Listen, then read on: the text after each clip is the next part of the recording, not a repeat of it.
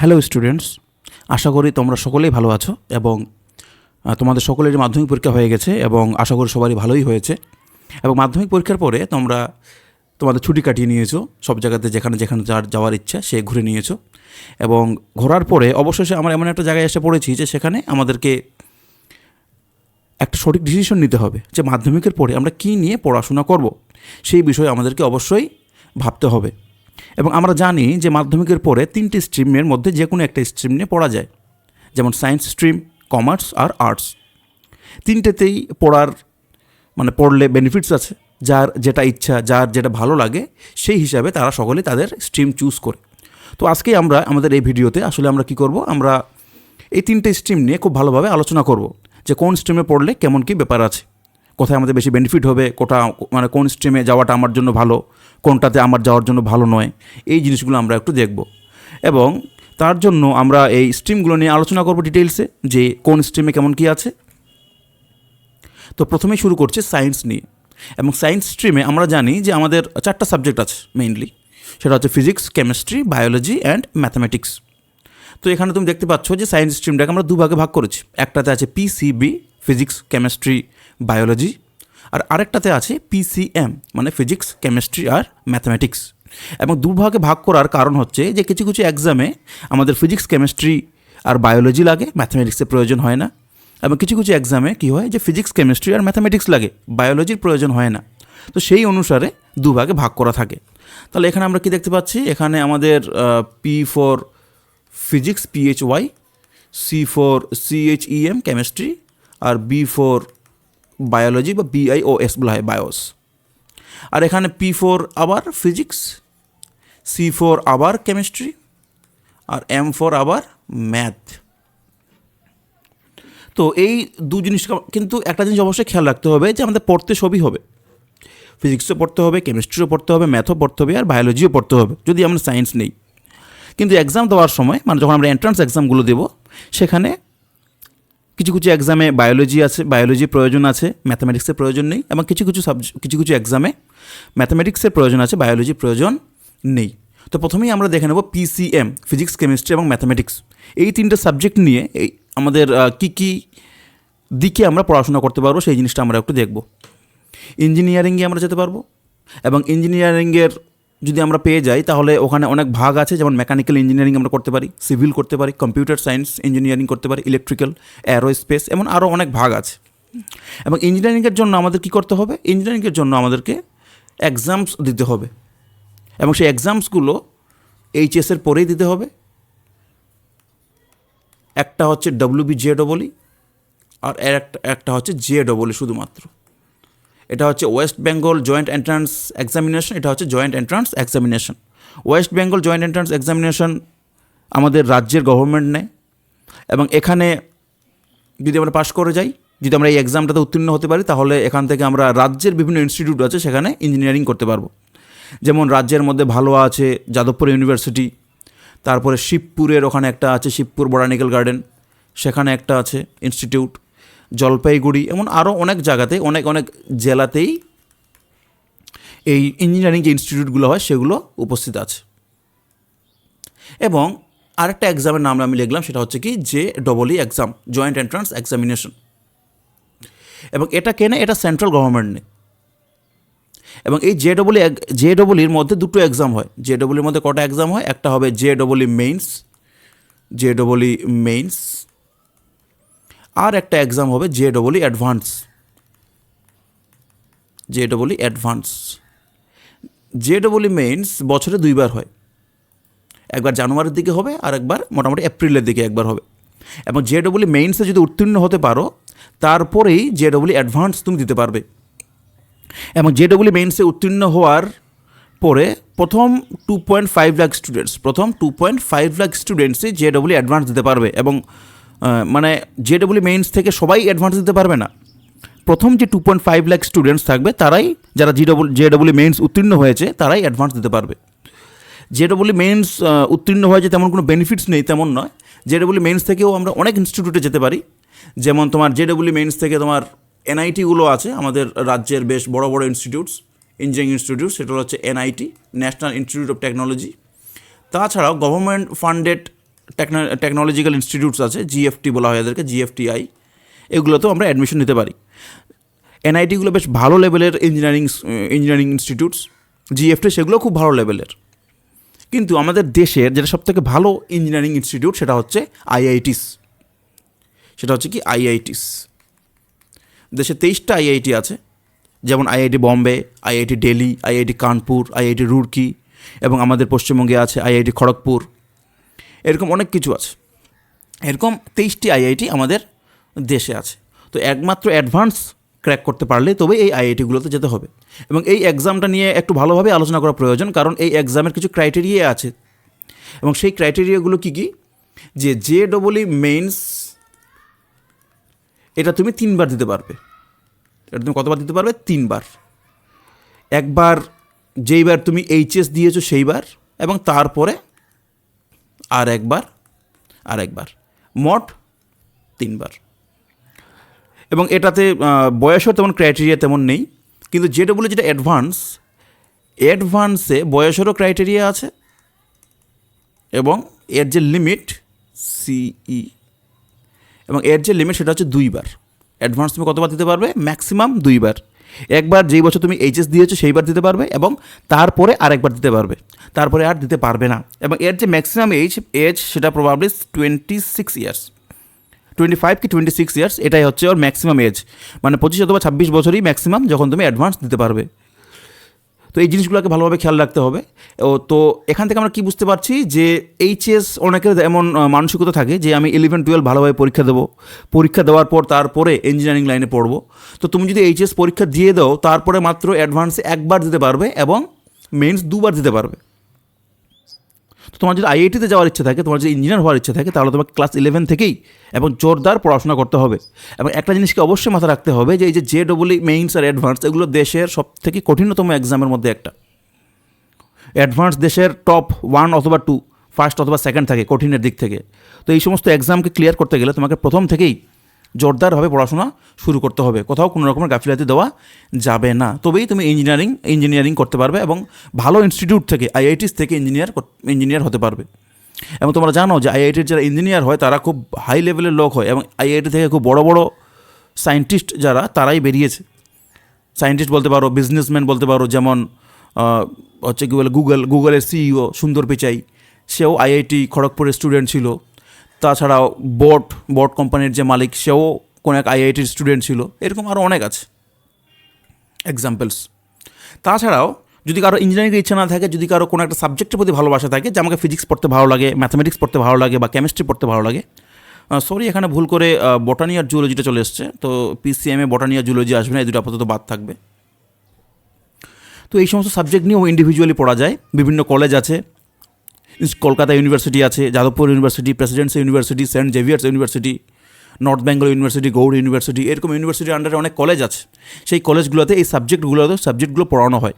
Physics পড়ানো হয়, chemistry পড়ানো হয়, ম্যাথামেটিক্স পড়ানো হয়।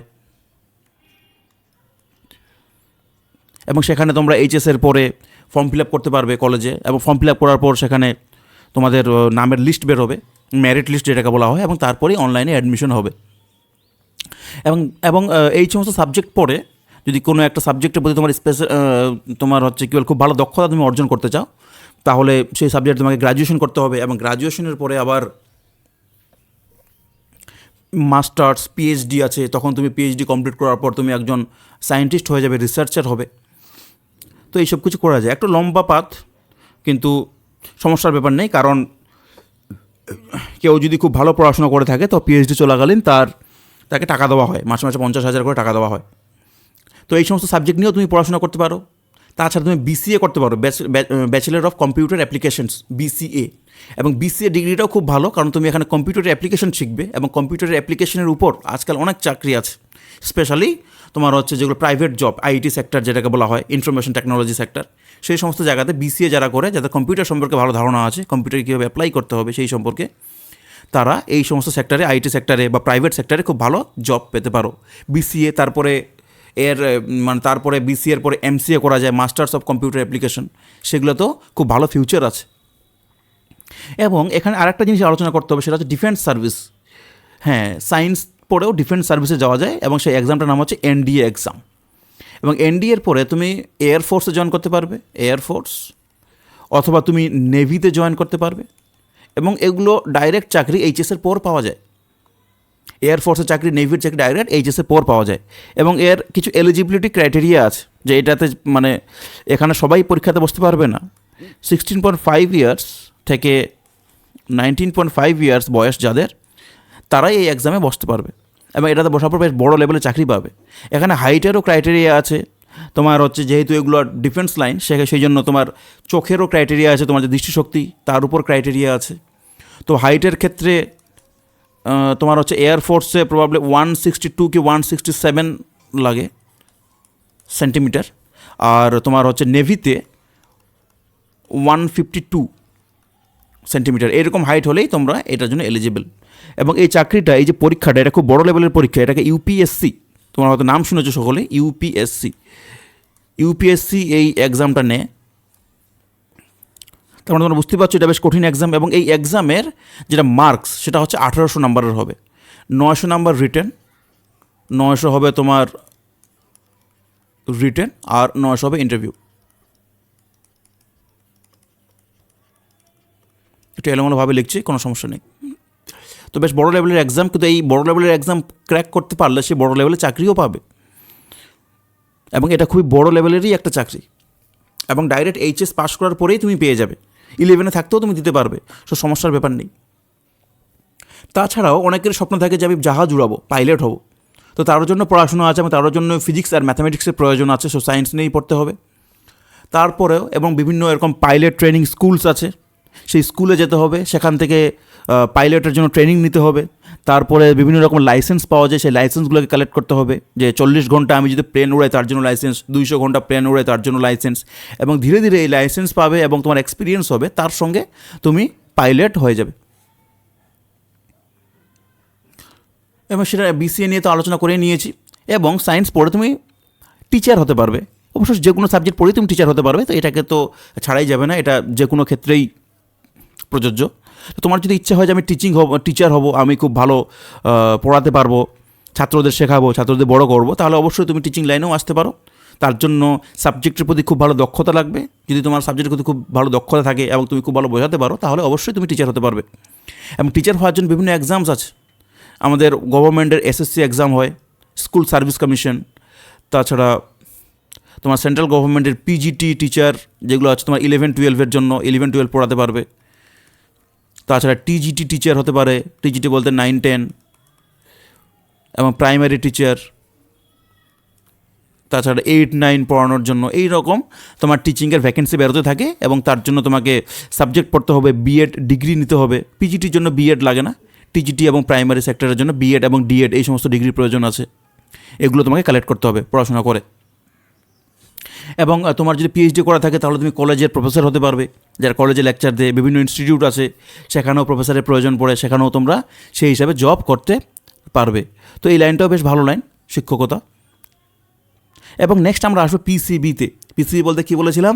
ফিজিক্স, কেমিস্ট্রি এবং বায়োলজি। আসল কথা হচ্ছে যে ভালোভাবে পড়তে হবে, তাই কি না? এখনও তোমরা ছোটো ছোটো আছো, তোমাদের কাছে অনেক সময় আছে। এবং পিসিবি পড়ে যেটা আমরা মেইন এক্সাম যেটা নিয়ে আসবো, এবং যেটা আজকালকার দিনে ম্যাক্সিমাম ছেলেপেলেরই, ম্যাক্সিমাম বলবো না, আমার বেশ অনেক ছেলেপেলেরই ইচ্ছে, সেটা হচ্ছে নিট এক্সাম ক্র্যাক করা। এবং নিট এক্সাম ক্র্যাক করে কী হতে পারবে? সে ডাক্তার হতে পারবে, এমবিবিএস ডিগ্রি করতে পারবে। এমবিবিএস করা যায়, সে র্যাঙ্কিং অনুযায়ী আসে, এমবিবিএস হয়, তারপরে বিডিএস হয়, বিএইচএমএস বা যেটাকে হোমিওপ্যাথিক মেডিসিন বলা হয়, সেই সমস্ত ডিগ্রিও করা যায় নিট ক্র্যাক করে। এবং নিট থেকে নার্সিংও করা যায়, যেহেতু 2 নম্বরে আমি লিখে রেখেছি নার্সিং। সে নিট পড়ে নার্সিং পাওয়া যায়। এবং নার্সিংয়ের জন্য আরও এক্সাম আছে, বিএসসি নার্সিংয়ের এক্সাম আছে, জেনপাস বলে একটা এক্সাম হয়, তাই কি না? তো নিট পড়ে তুমি সবথেকে প্রথমে কী হতে পারবে? ডক্টর হতে পারবে, বিডিএস হোমিওপ্যাথি ডক্টর হতে পারবে। তাছাড়া স্পেশালি মেয়েদের জন্য তারা কী হতে পারবে? নার্স হতে পারবে। নার্সও কোত্থেকে রিক্রুইট হয়? নিট এক্সাম থেকেও নার্স হওয়া যায়। তাছাড়া বিএসসি নার্সিংয়ের এক্সাম আছে, সেখান থেকে সে নার্স হতে পারবে। তাছাড়া তোমার এএনএম জিএনএম নার্সিং হতে পারে। এবার এএনএম জিএনএম নার্সিংয়ের জন্য এক্সাম হয়, যেটা তোমার WBJEE এএনএম জিএনএম নার্সিংয়ের জন্য নেয়। হ্যাঁ, বিএসসি নার্সিং NURSIN জি, নিট নিট গেল, নিট ইউজি, নিটের দুটো এক্সাম আছে, পিজিও হয়, আপাতত তোমরা ইউজি।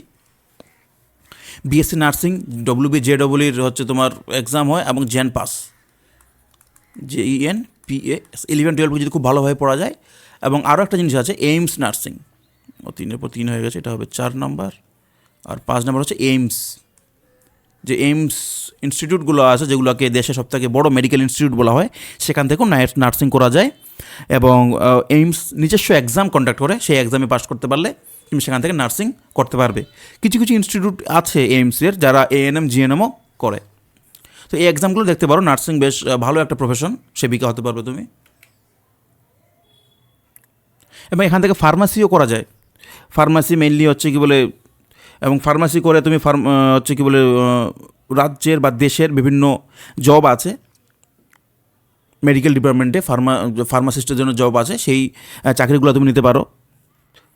ফার্মাসি একটা খুব ভালো degree.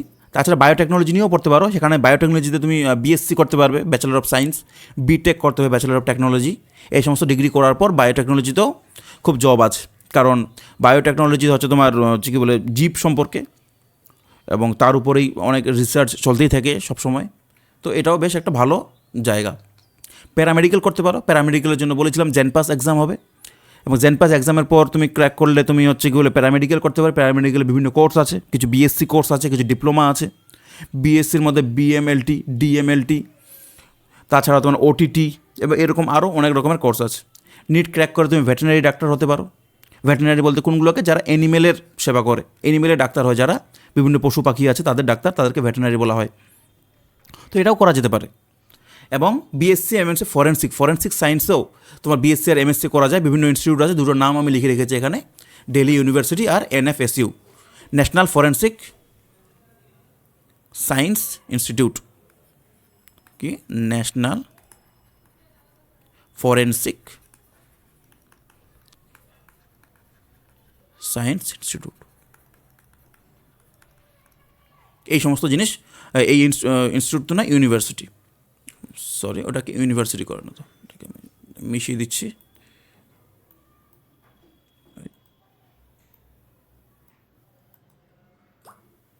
University, forensic science university, science university, university, হাতে লেখাটা খারাপ, কিছু করার নেই। তো সায়েন্স বিষয়ে আমাদের আলোচনা হয়ে গেছে। এখন আমরা আসবো আর্টস স্ট্রিমে, যে আর্টস পড়ে কী কী করা যায় সেই জিনিসগুলো আমরা দেখবো। এবং আর্টস পড়ে সেটা প্রথমে আছে টিচিং, তুমি টিচার হতে পারবে আর্টস পড়ে। জার্নালিজম বা সাংবাদিকতা করতে পারবে, বিভিন্ন ইনস্টিটিউট আছে যেখানে সাংবাদিকতা শেখানো হয় প্রফেশনালি, ডিগ্রি হয় ওর উপর। এবং সেই ডিগ্রি তুমি যদি ভালোভাবে করো, এবং তোমার যদি ভালো ফিল্ড এক্সপিরিয়েন্স যখন তৈরি হয়ে যাবে, তুমি তখন বড় সাংবাদিক হতে পারবে, যেমন বিভিন্ন নিউজ চ্যানেলগুলো আছে সেখানেও। তাছাড়া তুমি ল নিয়ে পড়তে পারবে, দেশে অনেক ল ইনস্টিটিউট আছে যেখানে ল সম্পর্কে পড়ানো হয়, ল বলতে দেশের আইন কানুন, সেই বিষয়েও তুমি তোমার ফিউচার তৈরি করতে পারো, লয়ার হতে পারো, ব্যারিস্টার হতে পারো, এই সমস্ত কিছু হতে পারবে। যেটা হচ্ছে যেটা হচ্ছে পশ্চিমবঙ্গের ছেলেপেলেদের মেইন ধান্দা, সেটা হচ্ছে গভর্নমেন্ট এক্সামস। গভর্নমেন্ট এক্সামে তোমার যেটা মেইনলি সবার লাগবে, সেটা হচ্ছে তোমাকে গ্রাজুয়েট হতে হবে, মানে তোমার একটা BSc অথবা BA একটা ডিগ্রি লাগবেই। গ্রাজুয়েশন লাগলে তুমি দেশের সমস্ত এক্সাম দেওয়ার জন্য মোটামুটি এলিজিবল, যেগুলো গভর্নমেন্টের হয়। এবং গভর্নমেন্টের প্রথমেই নাম আছে UPSC এর। এবং ইউপিএসসির যে এক্সাম হয়, ইউপিএসসির যে সিভিল সার্ভিস যে এক্সাম হয়, সেই সিভিল সার্ভিস এক্সামে মানে এক্সাম তুমি যদি ক্র্যাক করো, তাহলে তুমি IAS হতে পারে, ইন্ডিয়ান অ্যাডমিনিস্ট্রেটিভ সার্ভিস, যেটা দেশের সবথেকে বড় চাকরি। IAS হতে পারবে, IPS হতে পারে, ইন্ডিয়ান পুলিশ সার্ভিসে যেতে পারবে। তাছাড়াও IRS, Indian revenue service, IES, IFS, foreign service, এই সমস্ত বড় বড় চাকরি, যেগুলো দেশের সবথেকে বড় চাকরি, সেগুলোতে তুমি জয়েন হতে পারবে। তুমি SSC দিতে পারবে। SSC বলতে এটা স্টাফ সিলেকশন কমিশন, এখান থেকেও বেশ বড় বড় লেভেলে চাকরি পাওয়া যায়। ব্যাংকিং সেক্টরে অনেক চাকরি থাকে, ব্যাংকের ম্যানেজার বা আরও অন্যান্য যে জবগুলো আছে সেগুলোও তুমি দেখতে পারো। এবং এই সব কিছু তোমাকে গ্র্যাজুয়েশন করতে হবে, তারপর মানে গ্র্যাজুয়েশন তোমার মিনিমাম কোয়ালিফিকেশন প্রয়োজন। NDAটাতে গ্র্যাজুয়েশন প্রয়োজন নেই, NDAটা 11-12 পরেই হয়ে যায়। তো NDA সম্পর্কে আমি আলোচনা করে নিয়েছি অলরেডি। রেলওয়েতে অনেক চাকরি আছে, SSC GDর মাধ্যমে, এটাও স্টাফ সিলেকশন কমিশন, এই GDর মাধ্যমেও তোমার অনেক চাকরি পাওয়া যায়। স্টেট লেভেলে, এটা তো বললাম আমি অল ইন্ডিয়া লেভেলে, এবার স্টেট লেভেলে আছে কি, যে স্টেট লেভেলেও সিভিল সার্ভিস হয়, যেমন তোমার WBCS, West Bengal civil service, এখান থেকে BDO হতে পারবে, জয়েন্ট বিডিও এবং আরও অন্যান্য অনেক চাকরি আছে, সেখানে WBCS থেকে হওয়া যায়। এখানে group A, group B, group C, group D এরকমভাবে ভাগ করা থাকে। পাবলিক সার্ভিস কমিশনে ASO এর চাকরি পাওয়া যায়, JAO এর চাকরি পাওয়া যায়। পাবলিক সার্ভিস কমিশনেও প্রচুর চাকরি আছে, সেগুলো তোমরা দেখতে পারো। ব্যাংকিং তো আমি বললাম, ব্যাংকিং স্টেট লেভেলেও হয়, বঙ্গীয় গ্রামীণ বিকাশ ব্যাংক আছে বা আরও অনেক ব্যাংক আছে। সেন্ট্রাল লেভেলেরও হয়, অল ইন্ডিয়া লেভেলের। এবং পুলিশের চাকরি, তুমি যদি পুলিশ হতে চাও তাহলে অবশ্যই তুমি এই চাকরি দেখতে পারো। এখানে SI হতে পারবে, সাব ইন্সপেক্টর, ইন্সপেক্টর হতে পারবে, তারপরে তুমি হচ্ছে কি বলে কনস্টেবল হতে পারবে। এই সমস্ত জিনিস বা এই সমস্ত জব তুমি করতে পারবে। তারপরে যেটা সম্পর্কে আমাদের খুব একটা ভালো ধারণা থাকে না, সেটা হচ্ছে কমার্স, যে আসলে কমার্স পড়ে কী করা যায়। তো কমার্স পড়ে বিজনেস করা যায়, বিজনেস লাইন হচ্ছে কমার্স। এখানে অ্যাকাউন্টেন্সি শেখানো হবে, যে কীভাবে অ্যাকাউন্ট নিয়ে পড়াশোনা, বিজনেস স্টাডিজ, কীভাবে বিজনেস করতে হয়, ইকোনমিক্স অর্থনীতি সম্পর্কে জানা। ইংলিশ তোমাকে জানতে হবে, EVS সম্পর্কে প্রজেক্ট আছে, EVS বলতে হচ্ছে এনভায়রনমেন্টাল স্টাডিজ। এবং এখানে যে কেরিয়ার অপশনগুলো আছে সেগুলো হচ্ছে CA, যেটা হচ্ছে সবথেকে বড় মানে কমার্স পড়লে পাওয়া যায়, সেটা হচ্ছে চার্টার্ড অ্যাকাউন্টেন্ট। এই চার্টার্ড অ্যাকাউন্টেন্ট খুব বড় লেভেলের সাম্মানিক চাকরি, এতে বেতনও প্রচুর এবং খুব টাফ একটা এক্সাম ক্র্যাক করতে হয়, তাহলেই CA হওয়া যায়। তাছাড়া CS আছে, কোম্পানি সেক্রেটারি, অ্যাকাউন্টেন্টের চাকরি আছে, ইনভেস্টমেন্ট ব্যাঙ্কিংয়ের ক্ষেত্রে তুমি দেখতে পারো। এবং যেমন আমরা সায়েন্স নিয়ে পড়লে BSc, আর্টস নিয়ে পড়লে ব্যাচেলর অফ আর্টস BA, এবং কমার্স নিয়ে পড়লে সেটা হয়ে গেলো তোমার BCom করতে পারো, MCom করতে পারো, এইসব কিছু করা যেতে পারে। তাহলে আমরা মোটামুটি সব বিষয় নিয়েই আলোচনা করে ফেলেছি। আমরা সায়েন্স নিয়ে আলোচনা করলাম, আমরা আর্টস নিয়ে আলোচনা করলাম, আমরা কমার্স নিয়ে আলোচনা করলাম, এবং দেখলাম যে কোন বিষয়ে গেলে আমার কেমন কী বেনিফিট আছে। একটা জিনিস আমরা খেয়াল রাখবো এখানে, যে ডিসিশনটা আমাদেরকে নিতে হবে, আমার কোনটা পড়তে ভালো লাগে। কারণ তোমার বাড়ির লোকজন জানে না তুমি কী পড়তে ভালোবাসো। তো তোমার যদি সায়েন্স ভালো লাগে, তুমি অবশ্যই সায়েন্স স্ট্রিম চুজ করবে। তোমার যদি ডাক্তার হওয়ার প্যাশন থাকে, তাহলে তুমি নিট এক্সামের জন্য প্রিপারেশন নেবে। তোমার যদি ইঞ্জিনিয়ার হওয়ার ইচ্ছে থাকে, তাহলে তুমি JEE এর এক্সামের জন্য প্রিপারেশন নেবে। কিন্তু মন দিয়ে পড়াশোনা করতে হবে। তুমি যদি ভরসার সঙ্গে এবং বিশ্বাসের সঙ্গে মনোযোগ দিয়ে পড়াশোনা করতে পারো, তাহলে অবশ্যই তুমি সেগুলোকে অ্যাচিভ করতে পারবে। ইম্পসিবল কিছু নয়, মানুষজনই এগুলো করে থাকে। মানুষই ডাক্তার হয়, মানুষই ইঞ্জিনিয়ার হয়। তো এই বলেই আজকে আমাদের ভিডিও আমরা শেষ করছি। অবশ্যই তোমাদের ভবিষ্যতের জন্য অল দ্য বেস্ট এবং থ্যাংক ইউ।